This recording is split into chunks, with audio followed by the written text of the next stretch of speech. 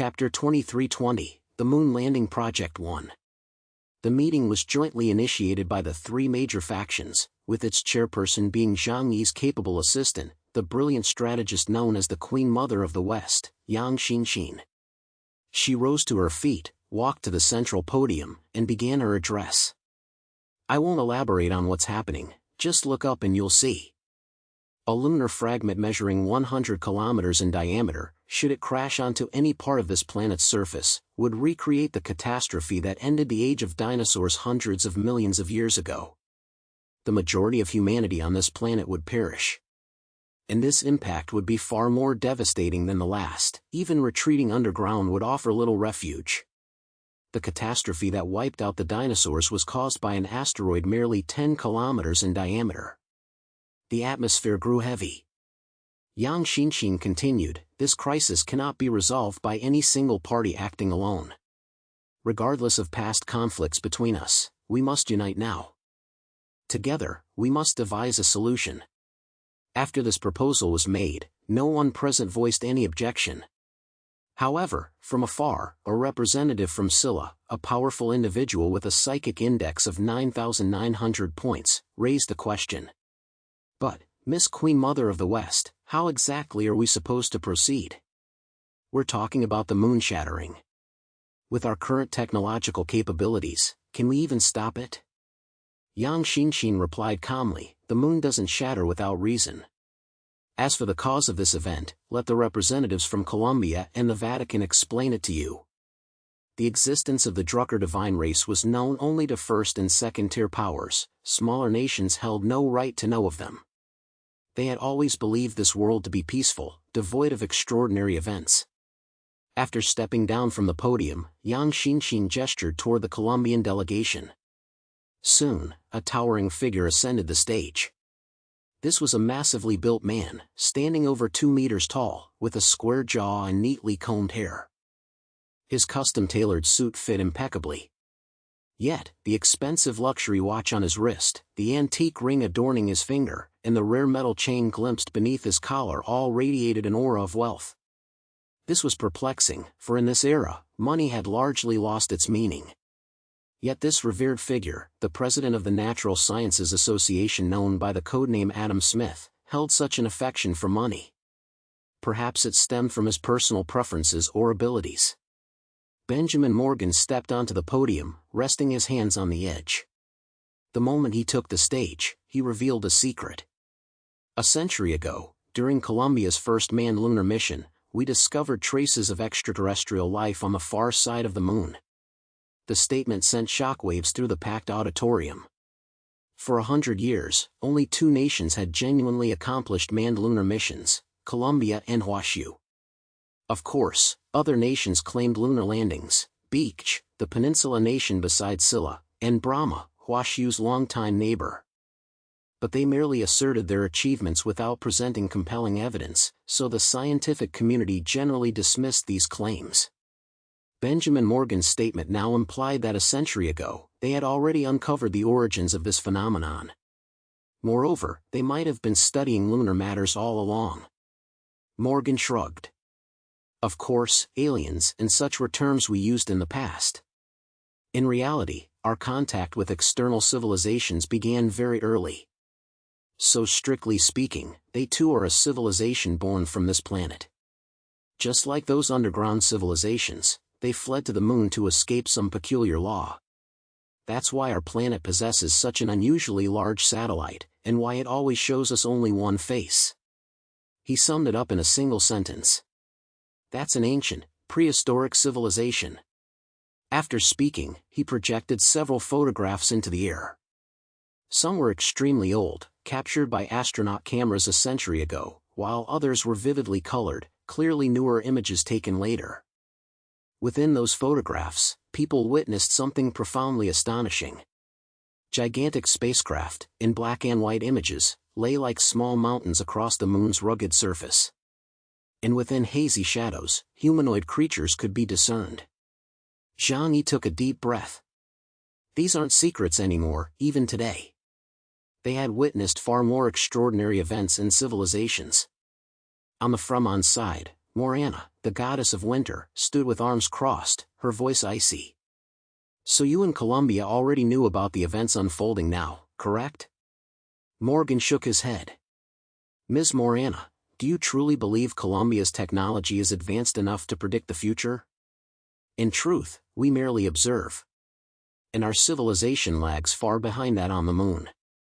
All I can say is that the upheavals on the moon must be connected to its ancient indigenous civilization. He spread his hands, his expression easing slightly as he continued, if it's a natural disaster, that might be utterly hopeless. But if it's man-made, then I believe there's still room for recovery. Zhang Yi grasped Morgan's meaning. You're suggesting everything stems from the lunar people's actions? If we can find them and ask why the lunar surface fractured, we could avert this catastrophe. Morgan nodded. At present, this seems our most effective approach. If we can resolve it through dialogue, it would be far easier than devising ways to detonate that fragment prematurely, wouldn't it? Zhang Yi rested his chin in his hand and slowly nodded.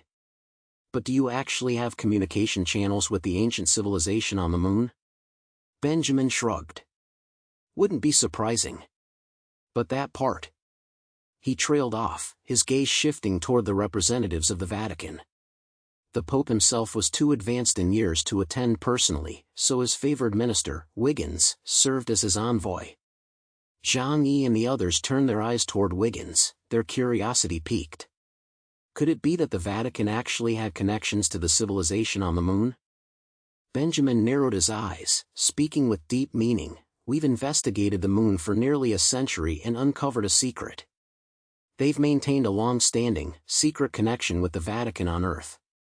The moon people. They must be the angels they speak of. Chapter 23-21, The Moon Landing Project 2. Benjamin's words were like detonating a bomb in the room. The crowd immediately erupted into murmurs. What? The Holy See is connected to an ancient civilization on the moon? Is this real? It sounds too unbelievable. Let's hear what they have to say. If it's true, maybe we can finally resolve this major problem. Wiggins calmly ascended the podium before the assembled crowd. He's correct. The Holy See has always received guidance from the divine realm above the moon. This statement immediately confirmed Benjamin's words. Zhang Yi watched Wiggins, his gaze sharpening. What secrets did this mysterious, ancient sect truly conceal? As Zhang Yi interacted with them and learned more about the Eastern Orthodox Church, his apprehension toward them deepened. It seemed their sect concealed some immense, dangerous secret.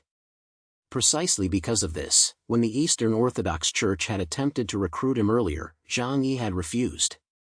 Stop beating around the bush now, lest we all get crushed by moon shards. Just spill everything you know. Zhang Yi said coldly. Wiggins shot Zhang Yi a glance, his eyes brimming with defiance, even a hint of contempt. How could you not know the truth? Don't tell me you, Chaos, are unaware? You truly can't figure it out? He emphasized each word, drawing out the question. Zhang Yi stared back, countering, You're the one speaking now. Is there any need to play coy? A cold smile curled Wiggins' lips. It's just as many of you imagine. He raised his hand high toward the sky. That enormous moon suspended above the heavens, it isn't a planet's satellite. It's a colossal seal. At these words, the gazes of Zhang Yi, Benjamin, Morana, Emperor Indra, and other world-class masters turned solemn. Sealed within it is one of the 7 indelible beings, the second generation of life created by the gods in this world, the sin of wrath, Samuel. Whoosh! A wave of intense murmurs instantly rippled through the crowd. Those from minor nations, utterly unaware of the Drucker secret, heard this for the first time, their faces blank with bewilderment. First and second tier powers showed little surprise, but those who had journeyed to the demon's eye to seal the sin of greed, mammon, wore expressions of profound gravity. That slumbering superdemon god had nearly wiped them all out back then. Now, barely a moment after that crisis subsided, a second one had appeared upon the moon. This era truly seemed destined to be the legendary Age of Awakening. What brought the apocalypse upon the 6th generation were these gradually awakening Drucker gods. They truly did not wish to face such terrifying entities again. Should the seal falter even slightly, the Drucker Titan need only regain the slightest shred of consciousness to annihilate them all in an instant. Wiggins was pleased with the group's reaction. He smiled as he looked at everyone, his gaze lingering particularly on the powerful figures like Zhang Yi, Benjamin, and King Arthur. "Gentlemen, I wonder if this news satisfies you. And if you are willing to embark on this journey once more for the fate of all humanity?" Zhang Yi had many questions burning in his heart. He spoke directly. The Holy See has long-standing ties with the civilization on the moon. You'd better clarify exactly what kind of relationship exists between you. And what caused this lunar fissure incident? King Arthur added in a solemn tone, "This concerns the fate of all humanity. We hope that the Holy See will withhold nothing." Emperor Indra and others voiced similar concerns. If the Holy See dared to conceal information at this critical juncture, it would inevitably provoke universal outrage. Wiggins, however, spoke calmly and deliberately. Why the rush? The edicts of the Holy See are also fought for the sake of all humanity's destiny. After speaking, he raised his hand and lightly tapped in the void. Within the virtual space, stacks of documents transmitted into the hands of everyone present. These contain all the information you seek. It is also all we can provide. As for why the moon experienced anomalies and what caused them, we have no knowledge either. Zhang Yi sat with Yang Xinxin, Zhou Qir, and others, all lowering their heads to scrutinize the documents. The information proved too complex, giving Zhang Yi a headache. He decided to skip it, waiting for Yang Xinxin to interpret it for him. Yang Xinxin scanned through the intricate details at lightning speed. Possessing photographic memory, her reading pace rivaled the legendary quantum reading technique. After finishing, a meaningful expression appeared in her eyes. "Xinxin, what does this all say?" Zhang Yi inquired.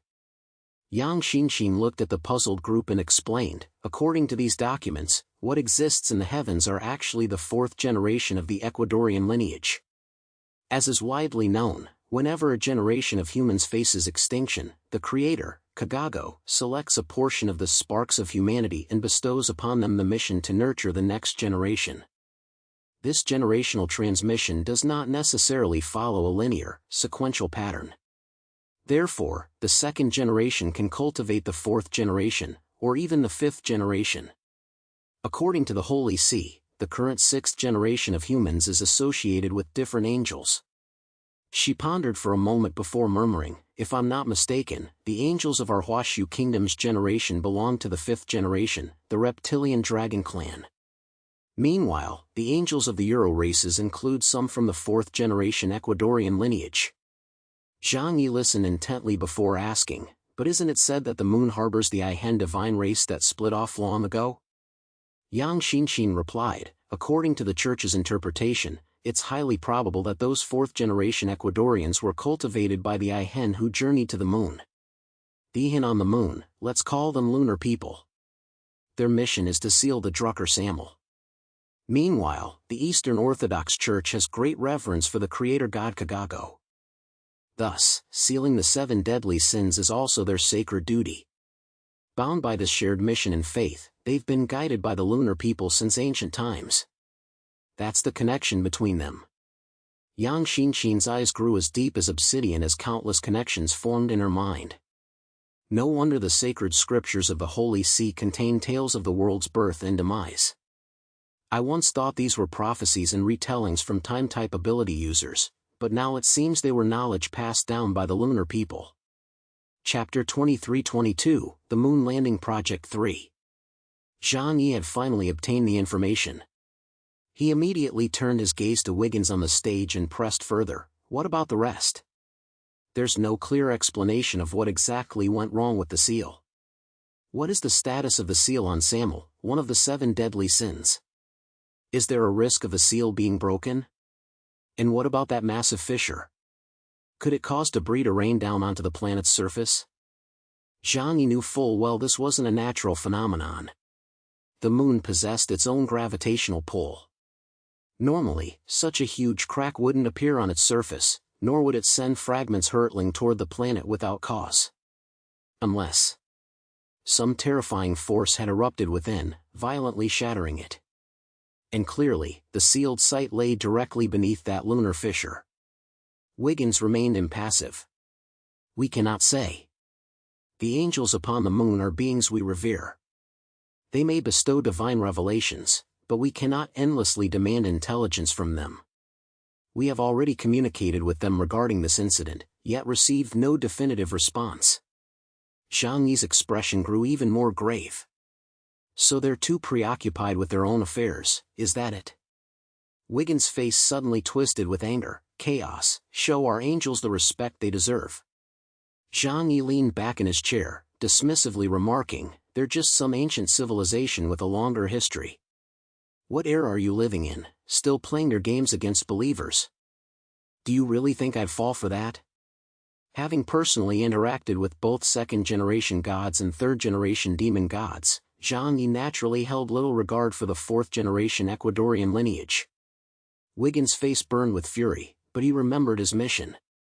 Confronting Zhang Yi, who was now at the height of his power, was not a wise choice. He could only draw a deep breath, glare fiercely at Zhang Yi, then step down from the podium. The three parties convening the meeting had finished their statements.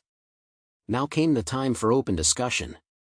They must decide swiftly how to handle the moon's upheaval. For this would determine the future of all humanity. The smaller nations voiced the loudest concerns, driven by fear.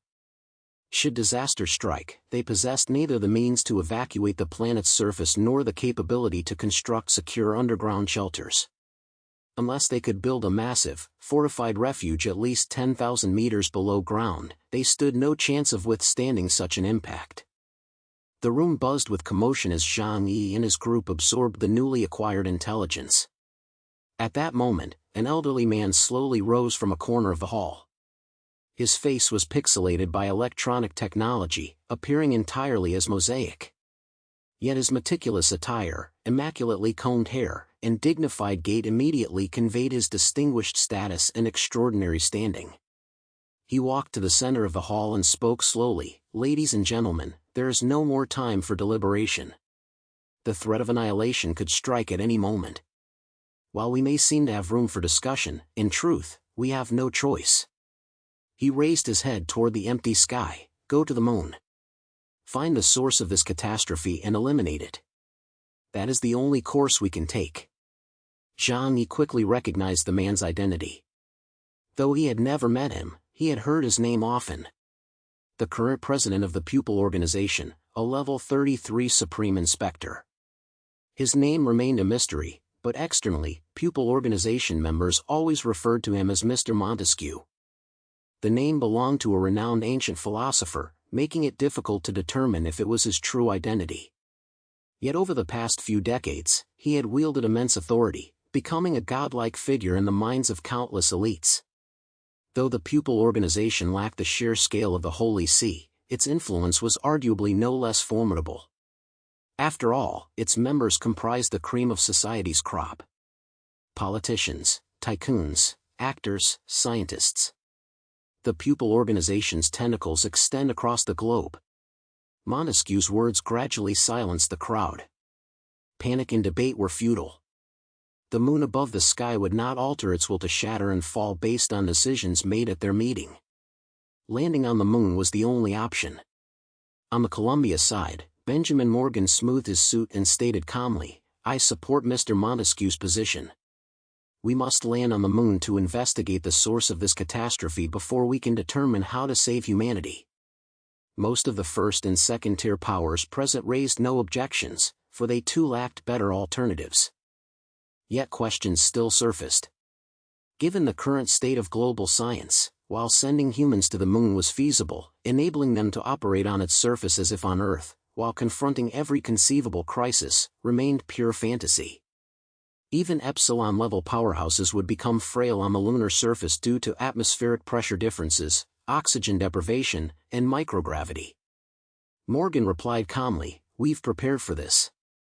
For lunar landings, we possess the finest aerospace suits capable of adapting to lunar conditions." Therefore, he stated confidently, hands folded on the table, I request that all nations assist Fremons in executing this lunar mission. A playful smirk touched Zhang Yi's lips. Morgan's subtext was clear: Fremons would lead this operation. Yet none could have anticipated that Zhang Yi now held the technological prowess of both the Tsan tribe and the Wulwan Empire, two great civilizations, within his grasp. Those three super warships were designed for land, sea, air, and space operations. The ancient Tsan tribe had once attempted to conquer the stars and oceans. Ultimately, they even ventured beyond the solar system to establish colonies elsewhere. Had they not discovered that the entire universe resembled a petri dish, with only planetary environments offering safety, they would have long since flourished across the cosmos. Thus, Zhang Yi stated calmly, our Huashu kingdom also possesses the capability for independent lunar missions. We can transport powerful mutants from various nations there, though we will require some energy materials from you. Hearing the representatives of two superpowers speak thus, those present held Zhang Yi in even higher regard. After all, how much spacecraft fuel could they possibly need? Morgan gave Zhang Yi a deep look, saying nothing more, but privately wondering just how advanced Huashu Kingdom's technology truly was. The meeting concluded with the lunar expedition confirmed. Only Epsilon-level extraordinary individuals would qualify for the lunar mission. As for the specific operational plan, it must be finalized within 7 days.